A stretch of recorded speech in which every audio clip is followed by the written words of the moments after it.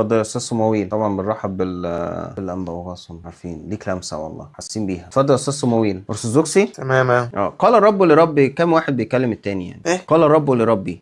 كم رب بيكلموا بعض هنا؟ ايه كانوا ربي جمله يعني، بنعمل كده اختبارات ذكاء. قال الرب لربي. كم رب؟ لا مش فاهم السؤال بصراحة. قال فلان لفلان. كم فلان؟ كم شخص؟ جال حاجة لحد يعني.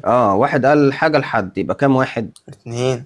ممتاز. طب وقال الرب لربي، او قال رب الرب، يبقى كم رب؟ يعني مش فاهمها. لا انت فاهمها، ما انت فهمت. قال شخص لشخص. قال رب الرب. كم رب؟ مثلا اتنين. اتنين. مش عارف، مش فاهم السؤال طب انت بصراحة. بتعبد كم رب؟ الله واحد طب معروف عن الكل. في الكتاب المقدس بقى، افتحوا في المزمور 110 واحد، النص بيقول قال الرب لرب اجلس عن يميني حتى اضع اعدائك موطئا لقدميك. قال الرب لرب، ربهم بيكلموا بعض. انت بتسأل حاجة يعني انا مش فاهمها. مش فاهم يعني ايه فاهمني؟ قال الرب لرب ربهم بيكلموا بعض؟ مش صعبة؟ مش واضحة؟ مش مفهومة؟ ازاي يعني مش فاهم؟ ايه اللي فيها؟ ايه قال الرب لرب دي؟ نص موجود في الكتاب المقدس يا فندم. ايه بيقول رايك؟ ايه؟ بيقول قال الرب لربي. قال الرب رب بيكلم رب، بيقول له اجلس عن يميني حتى اضع اعدائك موطئا لقدمي. افتح لك النص. وريهلي. حاضر. دول كده كام رب يا فندم؟ يعني هي دي مشكلة عندك؟ مشكله عندي، مش لاقي لها حل. ازاي؟ مش لاقي لها حل. عندي في ربين قدامي في النص، فانتوا بتقولوا ان انتوا بتعبدوا باله واحد. طب ازاي بتؤمنوا باله واحد والنص بيقول قال الرب لربي؟ يعني انت اللي شاغلك اللي هم مكتوب كده واحنا بنقول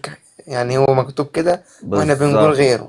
بالظبط، ده شاغلني. طب افرض احنا غلط، هم غلط، انتوا مثلا غلط، ده غلط وده غلط وده غلط، انت شايف ايه صح؟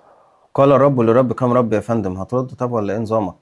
ليه بنقعد نلف وندور؟ ما ما ترد على السؤال. تمسكليش انت في ماشي. انت بتقول يعني الحالة دي يعني استاذ صمويل، سيبها. حط راسك على المخدة واسأل نفسك سؤال. كتابك بيقول ان الاب رب والابن رب، ودول اتنين بيتكلموا بعض. الكتاب بيقول لك ان ده رب وده رب تاني مختلف عنه، لان الاب مش هو الابن، فكده ربين ازاي وانت بتؤمن بإله واحد؟ ده سؤالي. عندك رد؟ اتفضل. ما عندكش اهلا بيك، بنرحب باي حد مسيحي محترم يقدر يرد.